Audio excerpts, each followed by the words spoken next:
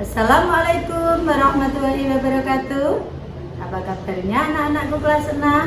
Tentunya kalian pada sehat kan? Alhamdulillah. Jumpa lagi dengan saya Bu Eni dalam mata pelajaran Pendidikan Agama Islam dan Budi Pekerti. Materi yang akan Bu Eni sampaikan kali ini adalah keteladanan Rasulullah dan sahabat-sahabat Rasul. Berikut materi yang Bu Eni sampaikan. Teladanan Rasulullah Shallallahu Alaihi Wasallam dan sahabatnya. Nabi Muhammad Shallallahu Alaihi Wasallam merupakan nabi yang diutus Allah sebagai rasulnya di muka bumi ini, di mana utamanya adalah menyempurnakan akhlak manusia. Berperilaku jujur adalah bagian dari akhlak mulia yang paling penting. Kejujuran dan kasih sayang Rasulullah Shallallahu Alaihi Wasallam, diantaranya Nabi Muhammad Shallallahu Alaihi Wasallam memiliki gelar Al-Amin. 2. Kasih sayang Rasulullah Shallallahu Alaihi Wasallam terhadap anak, keluarga, orang tua dan masyarakat.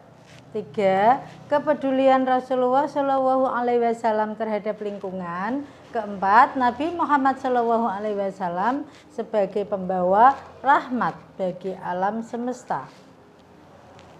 Nah, Nabi Muhammad Shallallahu Alaihi Wasallam memiliki gelar Al-Amin.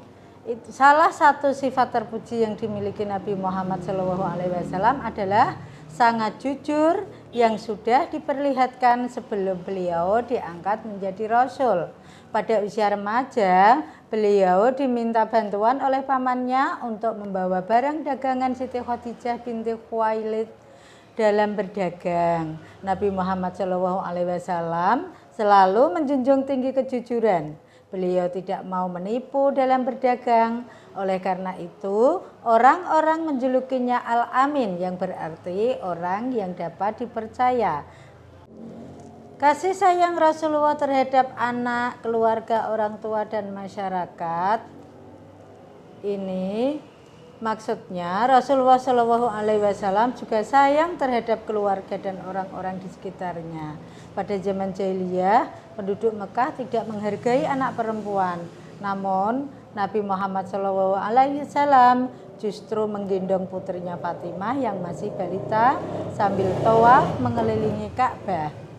Begitu pula setelah Fatimah dewasa dan dikaruniai anak, Rasulullah Shallallahu Alaihi Wasallam menyayangi cucunya yang bernama Hasan dan Husain.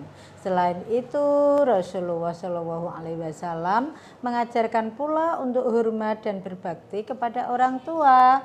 Rasulullah Shallallahu Alaihi Wasallam tidak pernah menyakiti hati orang lain. Bukan hanya pada ibadah seperti sholat, tetapi beliau pun peduli terhadap lingkungan hidup.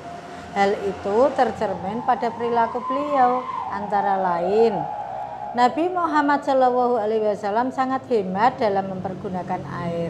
Itu dibuktikan pada anjuran beliau agar tidak berlebihan dalam pemakaian air dalam berwudu. Nabi Muhammad SAW sebagai pembawa rahmat bagi alam semesta. Maksudnya Nabi Muhammad SAW diutus oleh Allah Subhanahu wa Ta'ala sebagai rahmatan lil alamin. Selain mengajak kaumnya untuk mengutamakan kemurnian akidah dan selalu menyembah Allah yang Maha Esa. Saya akan menyampaikan tentang keteladanan kepemimpinan Khulafaur Rasyidin. Khulafaur Rasyidin artinya pemimpin yang diberi petunjuk. Khulafaur Rasyidin dikenal juga dengan khalifah. Khalifah artinya pengganti. Adapun yang diganti adalah posisi Nabi Muhammad SAW sebagai pemimpin umat dan kepala negara. Sedangkan dalam hal kenabian tidak bisa tergantikan karena Nabi Muhammad SAW adalah Khatamul Anbiya wal Mursalin. Siapakah Khulafaur Rasyidin itu? Khulafaur Rasyidin itu ada 4. Di antaranya 1. Abu Bakar As-Siddiq, 2. Umar bin Khattab, ketiga Utsman bin Affan, dan yang keempat Ali bin Abi Thalib. Khulafaur Rasyidin yang pertama yaitu Abu Bakar As-Siddiq. Abu Bakar As-Siddiq seorang hartawan yang sangat dermawan.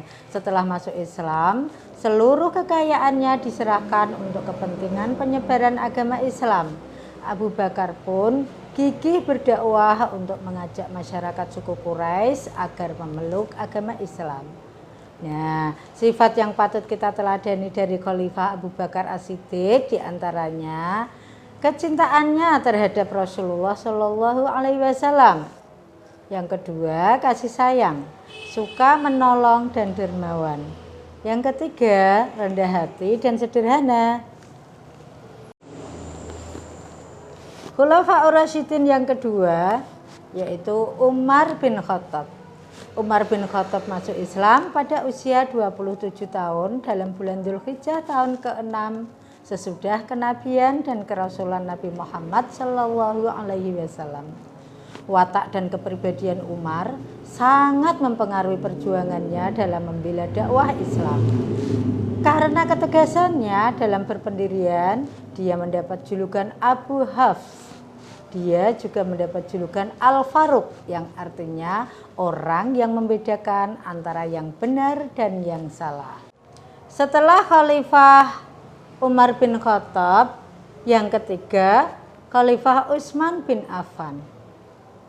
Di masa pemerintahannya, Utsman bin Affan melakukan kodifikasi, yaitu menyusun atau membukukan kitab Al-Quran. Karena beliau khawatir akan terjadi perbedaan Al-Quran, kemudian beliau membentuk panitia penyusunan Al-Quran yang diketuai oleh Zaid bin Sabit dengan anggotanya Abdullah bin Zubair dan Abdurrahman bin Haris. Panitia tersebut bertugas menyalin langsung ayat-ayat Al-Quran dalam sebuah buku yang disebut mushaf dan diperbanyak 4 buah eksemplar. 1 buah disimpan di Madinah yang disebut mushaf Al-Imam atau mushaf Utsmani. 4 buah lainnya dikirim ke Mekah, Suriah, Basrah, dan Kufah. Nah, anak-anak, khalifah yang terakhir yaitu Ali bin Abi Thalib.